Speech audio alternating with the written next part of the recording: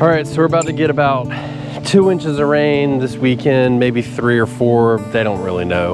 It's gonna be super windy, but I wanted to come out and really check on the garden before we can't come out for a couple days and see how things are going and see if we can identify any problems. These are what we call the garden walks, and this is the most important thing that I do in my garden.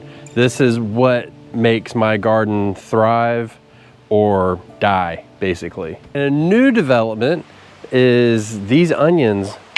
They're about ready. Check it out. This was the main reason we wanted to come out here. I can see now that this has fallen over completely. So this onion is done. It will not grow anymore. And unfortunately, I had some like weeds get in here and they just like went crazy over the past week or so. But these are all done, but I can't harvest them yet. I mean, with all this rain coming, it just wouldn't be a good situation for me to try and harvest them and dry them. So we're gonna leave them in place, let the rain pass, and then we'll be able to pull them up and we'll be able to dry them like they're supposed to be. And I think that's really the best course of action. As much as I wanna harvest them, don't get me wrong, but if I do that, then they won't dry right and they won't store right, and then they could rot, and then I've wasted 4 months of growing for these, almost 5 months really if you include seed time. So we're just gonna let this sit for now, and then we're gonna come back next week and do our harvest. But same with the potatoes here. These are getting really close. I would come out and look for diseases, but at this point, I mean, at the rate that the vines or the plants are dying back, it means the potatoes are getting close to being done. This one came up really late, so it's a little bit behind schedule, so we probably won't get any harvest off this particular plant. But at this point, I mean, what else is there to do? You know, you're just finishing out the life cycle. So we're just gonna let it go and let it thrive. Was a little bit worried about these green beans here, and I've been keeping a close eye on them because it was densely packed behind here, but you can see they have pulled through. They are climbing the trellis and they're moving. And this is about the time of year when we start getting, brain fart, Japanese beetles. So I'm not seeing any of those yet, so I'm really keeping vigilant. Now I do have this on this plant. I do want to keep an eye on it. So we do have some of this going on in this particular green bean, but I think what happened is I had to rework this trellis a little bit. And I believe I just pinched the leaves, and this is kind of just the fallout from it. So I think what I'm gonna do, just to be safe, I'm probably just gonna pull these leaves in case there's some kind of disease or something on them. And then that will hopefully eliminate it, and I can start over and just keep watching. And I'm not gonna compost these. So, and I don't really see anything on the rest of the plants that is overly alarming. So we're not gonna worry about that, but I do have some bird doo-doo. How's that make you feel? Well, I was gonna tell you it was a mockingbird, but that red feather there, I don't know what it was. Whatever, it's just doo-doo. So we're keeping a close eye on our squash, and I'm not going to drag you guys back through it. I just hit a bee with my hand. I'm not gonna go through that completely. I am gonna just take a quick glance, but I do wanna look at these cucumbers. So the past couple years, the cucumbers, I've had a hell of a time with them with pickleworm. So we're really trying to stay on top of it. So I just wanna come out and just check. And I mean, we don't really have any cucumbers yet, but we are starting to get close. Everything's climbing nicely. Everything's going in the right direction except for this guy. This guy right here he's gonna try and crowd this out. And so what I'm gonna do is I'm gonna try and slowly train it to go this way. And I think I'm gonna get a piece of wire and just wire it here and then try and get it to come back this way. So the plant will go like this, but oh, look at that. Ask and you shall receive, huh? So we'll try and get as much of this over as possible, like this. And then we'll just temporarily, I say temporarily, but you know I'll forget about it. I'm gonna put this on here and just hold this in place so it can't go back to the other side, because cucumbers are notorious in my area for getting powdery mildew. And so that's why I kind of planted them sparsely, and I don't really want them to be crowded on each other, and there's no point. So I know why it's moving over there is because these kale plants here are kind of blocking the sun, so it's kind of fighting for sun. So we're gonna eliminate one of those two and try and help probably the one directly in front of it, and then that'll help it kind of find its way, because the plant's just gonna move towards the sun.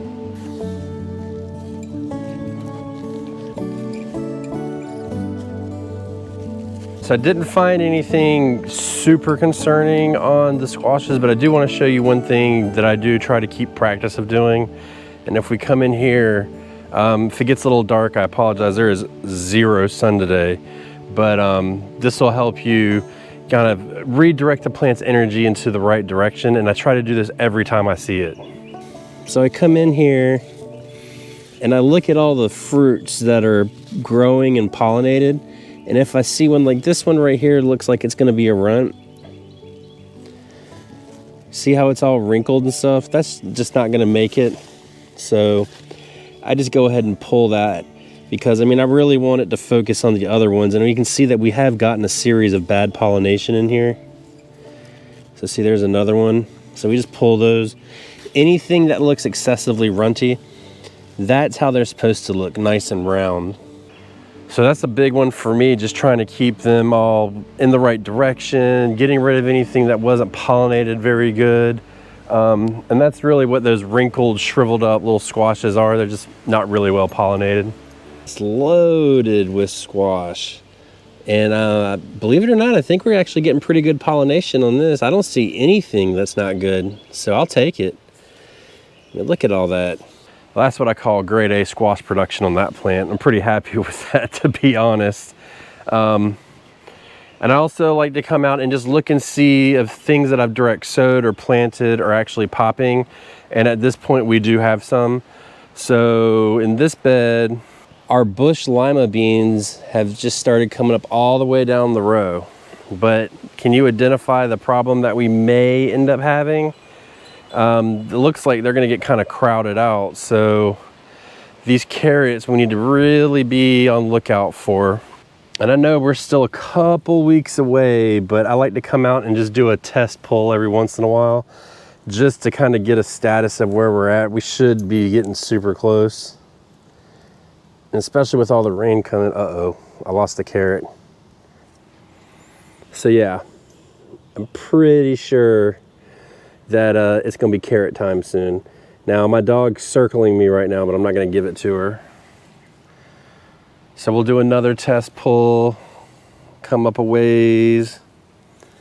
Not really seeing anything too crazy. Yeah, and so this is from overplanting, but even still it should be a little bit bigger. But we know that we are starting to get close in here. Get your carrot. Is it good? Yeah, you like that, don't you? You want that one? You want that one? You can't have it, that's mine. That's rude, isn't it? All right, so these sweet potatoes here, you see how we have these holes in the leaves? The only thing that I would be overly concerned about would be flea beetles. So I saw this the other day and wanted to keep checking on them. And luckily, I have not seen anything on the plants. I had flea beetles just kind of decimate my sweet potatoes before. They will bounce back, but it really sets them back. So anytime I see holes in leaves this time of year, I really start checking on them, seeing what's going on, and then making any adjustments as needed. You know, I planted the black-eyed peas on this trellis a couple videos ago, and they are now coming up, so we just need to take good care of that. And these pumpkins here are starting to do well. So what I'll do is I'm gonna go ahead and take out the old one. Don't need that. And then I'm going to take out the smaller of the 3 seedlings here for now. And same over here. This time of year, I like to do my thinning on a step down approach. So I'll take the weakest one out, and then I'll come back, and then if I see another one, I'll take that weakest one out and kind of move down the line that way until we have one left. I only put 3 seeds in each hole, so we've got 2 more left. Whichever one gets the biggest by next week, after we're done with this rain and everything, then we're just gonna move on. So I already fertilized everything, so everything's gonna be starting to get fed soon. So it's gonna work out pretty good.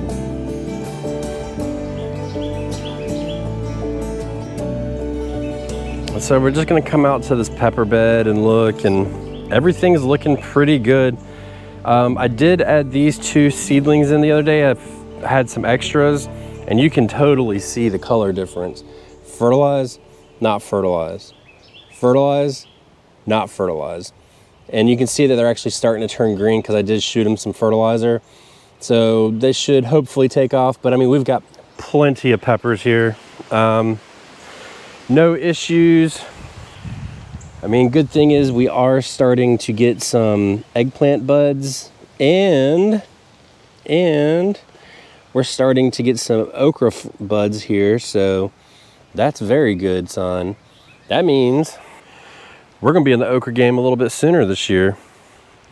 Now, as far as the corn back here goes, the only thing I'm looking for still is if they're growing, if they're weeded okay. We're still kind of getting into the groove of it, eliminating the weeds, and then if there's any damage. So we're looking for like the corn worm on it, any kind of damage for that, and then we can treat it if needed. And it's coming along pretty well, and I'm not really seeing any damage. I'd be looking for like chewed up leaves here, and I'd also be looking to see if the plants are yellow at all, meaning that they need some fertilizer, which I just did fertilize them, so this shouldn't be. And also if the leaves are folded like this, because then that would indicate that it needs water. But I've been shooting these a lot of water. Anytime this watering system comes on, even in the rain, I'm not gonna turn it off. Just gonna let it keep watering more and more, just to kind of get it up and moving and getting all of this stuff broken down into this bed. But yeah, I don't see anything at all that resembles an issue so far with these. It actually looks like some of them could use a little bit more fertilizer, and we may do another feeding next week through the injection system. But down here, we already added everything onto the ground, so that'll start breaking down too and feeding as well. So we're doing like a multi-level approach on feeding for the corn. So I've been focusing really hard on this box on the porch with these tomatoes, and just trying to get on top of the sucker production on them because they're indeterminates, and I don't have a whole lot of space. So the good thing about it is I can look at it from the back and the front. So like I'll just come through here, and I'll go ahead, since I'm out here today, and just pull all the little ones that I can get my fingers on and just stop them from growing so I don't have to cut the plant. If you can get them while they're young, it's less stress on the plant. So anything like that, just kind of pull off. So this is a better boy here. And you can see, I mean, this plant grows quick, like quick. And then this one is a cherry tomato. Same idea. I'm not really as worried about the sucker production up at the top, but at the bottom, I am worried about it, because you'll see when we get to the other side how it's like splitting off in multiple directions. So we're just gonna try and eliminate as much as we can from the bottom. So you see how we've got 1, 2, 3, 4 coming off of it. That's not really ideal. It got a little bit away from me, but we are going to, what I want to do is try and get this up. One of these is going to die, and whichever one dies will eliminate. And if, like for instance, this one comes up and keeps going, then we're going to push it back towards there so we can give these more space. I may actually come out and cut it, I'm not sure. And I'm going to take this as a sucker and transplant it. So we're going to do that as well here before too long. But the better boy tomato, I look at the front and I don't see anything really. we've got this one sucker back here. Geranium Kiss Dwarf, another one. I mean, this is just a stout little plant. It's so thick in the middle. I've been trying to come out and just kind of clip what's on the inside of it and just open it up a little bit so that some air can flow. I mean, we're starting to get some deformed leaves and stuff like that, but I don't really know how these grow, so I mean, they don't grow tall. This is about as tall as this plant's gonna get, so I don't want to single stem it, but I'm gonna have to work on it a little bit, I think, because I'm starting to see some gnarled leaves in the middle and stuff, and it just looks to me as if it's unpenetrable from here. So we'll have trouble with water getting in, air getting in, and eventually we will have disease set in, and we'll have to start doing a pre-treatment before too long for the diseases. So we have a sucker right there. We'll leave that. Yeah, we've got a couple suckers in here. We're gonna leave them, see how this does, try and bush this out more. The jury's out on this. I wanna see how much it gets from how big the tomatoes get off of it. And then the last thing I'm gonna do is just check on these tomatoes that I started. All of these were rooted. They had roots from this side over, and I mean, they have just doubled in size. So I think what we'll do before we get this range, we're gonna pull this tray out of the water, let them finish up.